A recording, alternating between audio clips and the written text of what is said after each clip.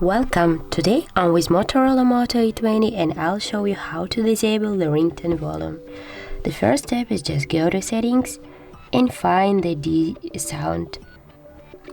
Now here you see the ring and notification volume, and just swap on the left side with your finger like that.